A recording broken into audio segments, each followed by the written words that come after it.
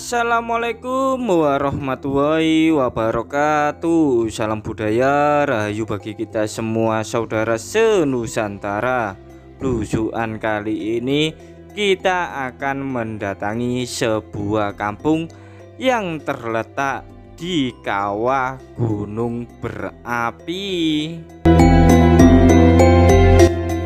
Gunung berapi ini masih aktif ya. Jadi penduduk kampung selama bertahun-tahun memilih tetap tinggal di kawasan kawah gunung berapi, sehingga sewaktu-waktu bila terjadi erupsi maka sangat mengkhawatirkan. Lokasi kampung yang ada di tengah gunung berapi ini memang sangat jauh dari kota-kota besar maupun jauh dari pusat perbelanjaan atau pasar maupun pusat kesehatan atau puskesmas maupun pusat pendidikan atau sekolah. Untuk menuju ke kampung di tengah kawah gunung berapi cukup mudah, bisa dijangkau dengan kendaraan roda 2 maupun kendaraan roda 4. Namun medannya ya seperti yang kalian lihat di video ini, antara aspal sama tanah dan makadam. Hal ini sangatlah wajar karena lokasinya memang berada di gunung berapi yang mana setiap harinya ada gempa tektonik walaupun dalam skala kecil, sehingga tanah-tanah di sekitaran sini banyak yang bergerak, bahkan bisa merusak jalan, terutama saat adanya lahar dingin. Jadi kalian kalau ingin mendatangi kampung di tengah kawah gunung berapi ini, usahakan di saat musim kemarau ya. Jika saat musim penghujan, dipastikan kalian akan terisolir karena banjir lahar dingin sering melanda di kawasan ini. Apalagi angin puting beliung juga sering datang ke sini. Meski sering mengalami musibah bencana alam mulai dari banjir lahar dingin, puting beliung, bahkan gunung berapi meletus seperti 10 tahun yang lalu, namun penduduk kampung masih bertahan hingga kini. Bahkan dulu sempat menjadi kampung mati, namun akhirnya penduduk kembali pulang. Mungkin alasan penduduk kembali pulang karena lahan di sekitaran rumah mereka amatlah subur karena terletak di tengah kawah gunung berapi. Jadi bila menanam tanaman apapun pasti akan tumbuh subur.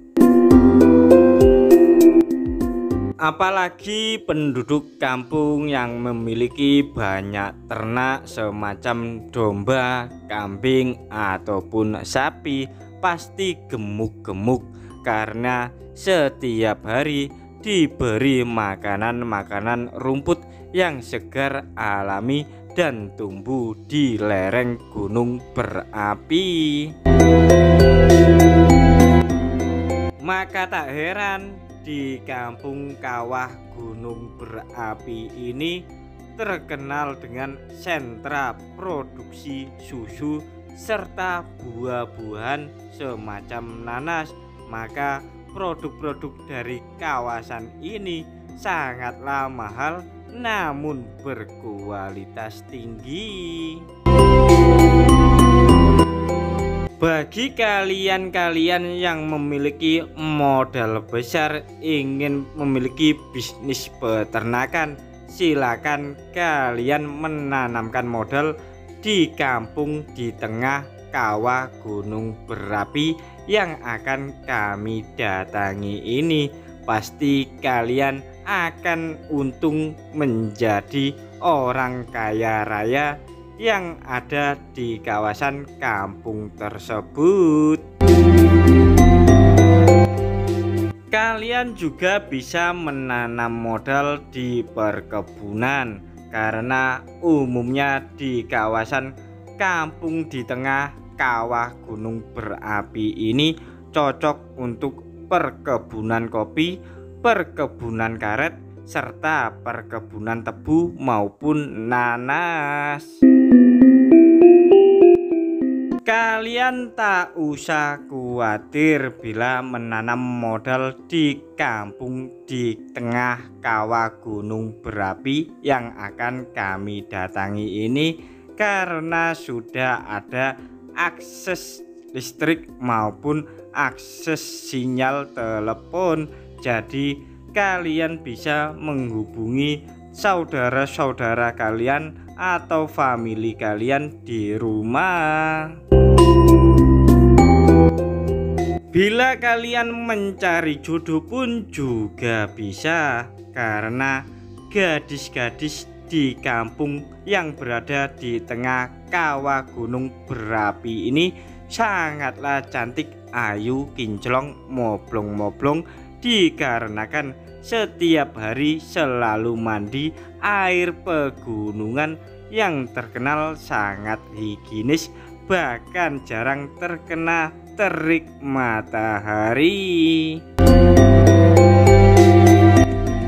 Kampung di tengah gunung berapi ini juga memiliki toleransi cukup tinggi, karena di kampung tersebut ada 3 agama, yakni Islam, Kristen, dan Hindu. Jadi kalian tak perlu khawatir bila melakukan ibadah di kampung yang akan kami datangi ini. Kampung di tengah gunung berapi yang akan kami datangi ini, kehidupan sosialnya memang cukup tinggi, saling tolong menolong, bahu membahu, tanpa membedakan ras, suku, ataupun budaya dan agama, sehingga kampung yang ada di kawah gunung berapi ini bisa disebut kampung Bhinneka Tunggal Ika. Penduduk kampung memang tak pernah memperdulikan latar belakang seseorang. Mereka lebih memilih sibuk bekerja di ladang-ladang mereka daripada sibuk ngurusin agama orang. Nah, kampung yang ada di kawah gunung berapi inilah sangat cocok dijadikan contoh kampung toleransi. Sebelum memasuki pemukiman kampung di tengah kawah gunung berapi, mari kita membuktikan bahwa kampung tersebut memang kampung toleransi. Nah, salah satu buktinya di sini ada tempat ibadah. Nah, sekarang ini kita berada di kawasan sekitar pura, yang mana di sini umat Hindu sering melaksanakan ibadah, dan lokasinya pun dekat dengan pinggir jalan yang menuju ke kampung di tengah kawah gunung berapi. Tampak di hadapan ini bangunan pura ini bergaya arsitektur Bali ya, dan bercorak bermacam-macam bentuk ukiran-ukiran khas yang ada di Bali. Namun sayangnya gapura ini ditutup rapat-rapat karena bukan hari ibadah yang biasanya dilakukan umat Hindu. Biasanya mereka beribadah saat malam purnama. Kehidupan kampung di tengah kawah gunung berapi ini memang sangatlah harmonis, yang mana tiga agama jadi satu, berkumpul guyub rukun agawe santosa. Mereka lebih memilih sibuk bekerja ya daripada ngurusin agama orang lain. Dan di hadapan kita ini mungkin merupakan tokoh agama Hindu. Selanjutnya kita akan mendatangi sebuah gereja, yang mana lokasi gereja ini tak jauh dari pura tadi ya. Dan memang gereja ini sudah ada selama puluhan tahun, namun pintu gerbangnya juga sama-sama ditutup. Ya memang ditutup karena ini bukan hari Minggu, jadi umat Kristen tak ada yang ibadah di gereja yang ada di hadapan kita ini. Ada tradisi unik yang ada di kampung ini, yang mana setiap agama bila merayakan hari raya, mereka selalu melakukan halal bihalal atau silaturahmi ke sesama tetangga. Selanjutnya kami akan melanjutkan perjalanan menuju kampung di tengah kawah gunung berapi, yang mana medannya sudah mulai banyak aspal terkelupas dan seperti era tahun 80-an, yang mana jalan-jalan banyak yang makadam. Dari atas gunung menuju kampung di tengah kawah gunung berapi ini, turunannya ya seperti ini, bergelombang-gelombang seperti goyangan janda bila kalian melewati turunan ini. Usahakan kalian kalau melewati turunan ini, kalian gunakan gigi 2 dan tak usah ngebut-ngebut, khawatirnya kalian tergelincir karena ban kalian selip melewati kerikil-kerikil serta pasir-pasir dari abu vulkanik gunung berapi. Kampung ini masih menyisakan rumah-rumah tradisional seperti di hadapan kita ini. Namun dari seluruhnya hanya sedikit saja yang masih menyisakan rumah tradisional. Selebihnya rumah-rumah permanen. Saat melintasi jalan ini mengingatkan 10 tahun yang lalu, yang mana kampung ini paling terdampak akibat erupsi gunung berapi saat meletus. Banyak atap-atap rumah penduduk kampung yang jebol, apalagi yang terbuat dari seng akan leleh seperti plastik, terkena timpahan-timpahan batu-batu vulkanik yang merah menyala. Maka tak heran banyak rumah-rumah tradisional yang terbuat dari kayu terbakar hebat karena tertimbun batuan-batuan yang membara, karena lokasinya tepat berada di tengah-tengah kawah gunung berapi. Coba kalian perhatikan, setiap atau sepanjang jalan ini banyak sekali plakat-plakat atau papan nama untuk jalur evakuasi saat mana akan terjadi bencana alam. Tak hanya gunung berapi meletus saja yang mengancam penduduk kampung ini, namun banjir lahar dingin juga mengancam penduduk kampung ini di saat curah hujan dengan intensitas yang berlebihan biasanya juga menerjang kawasan kampung ini. Bahkan jalan-jalan gang menuju kampung di tengah kawah gunung berapi ini kerap sekali mengalami longsor, yang mana banyak sekali warga terisolir bila adanya longsor yang menutupi atau merusak jalan di kampung mereka.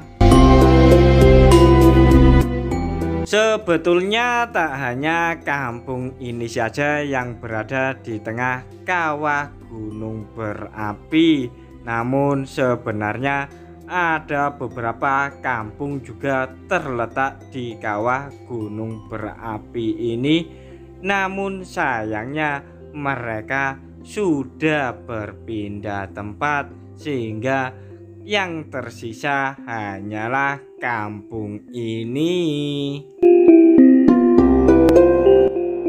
Selanjutnya kita akan mendatangi pemukiman penduduk yang terpencil yang masih satu lokasi dengan kampung ini, namun terpisahkan oleh hutan dan perkebunan nanas seperti tampak di sebelah kiri. Namun medannya cukup berat karena masih beralas tanah.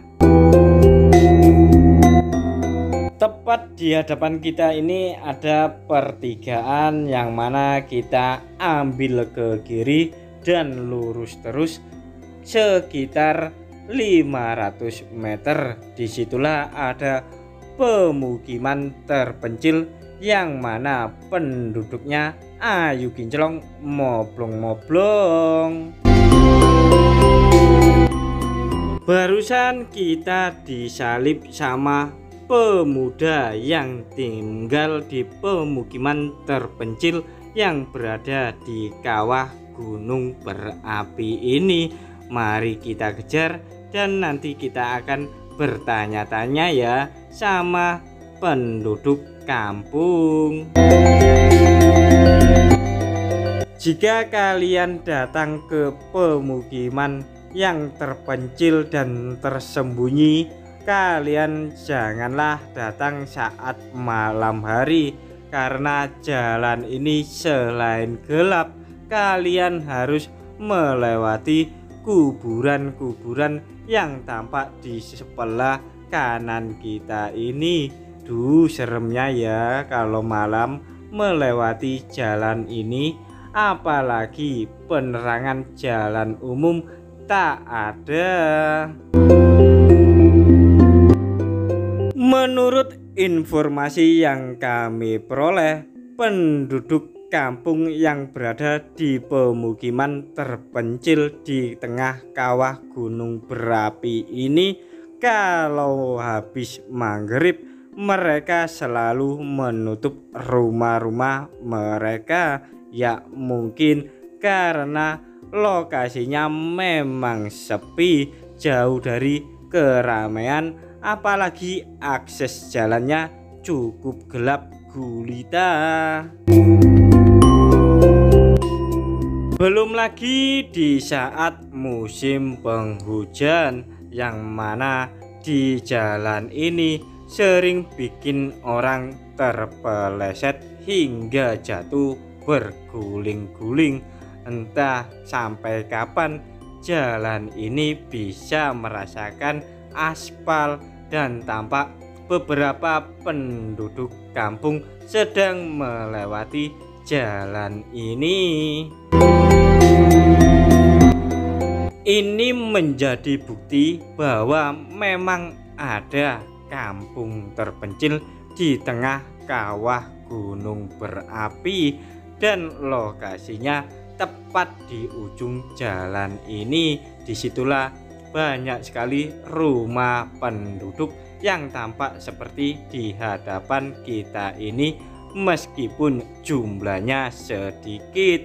Selanjutnya lebih jelasnya dan gamblangnya kita tanya-tanya sama penduduk kampung yang tinggal di sini. Pak Tanglet, desa napa mriki niku? Desa Petongombo, Mas. Petongombo. Nggih. Terus terpencil niku leres napa, Bu? Nggih. Daerah wilayah pundi niki, Bu? Wilayah Pelosok Klaten to, Mas. Wilayah Pelosok Klaten. Kecamatan nggih, kabupaten. Oh, kurang apa ya? Kurang perhatian ya waktu ada letusan Gunung Kelut. Banyak yang menjadi korban apa ya, material ya di daerah sini. Itu terus kurang perhatian, itu bener. Ya betul. Contohnya, Bu, pernah? Contohnya seperti itu bantuan genteng, asbes itu kan cuma sedikit toh, Mas. Datangi di sini. Katanya satu rumah cuma dapat satu asbes, itu betul. Betul. Terus apa kalau mengungsinya ke Kecamatan Pelosok Klaten, Mas. Sebelah itu loh, kecamatan. Katanya juga ya di apa? Kurang perhatian juga ya saat musibah Gunung Kelut meletus ya. Nah, itu tadi penjelasan dari Ibu Sinten nih? Ibu Sriwayuni. Ibu Sriwayuni, warga Petongombo. Nah, izin niki nggih kula masukaken ten YouTube nggih, Bu nggih. Semoga diperhatikan sama pemerintah setempat agar salah satu warganya mengeluh tentang jalan nggih. Mungkin Masnya ada yang nambahi? Nah, terima kasih nggih, Bu nggih. Nah.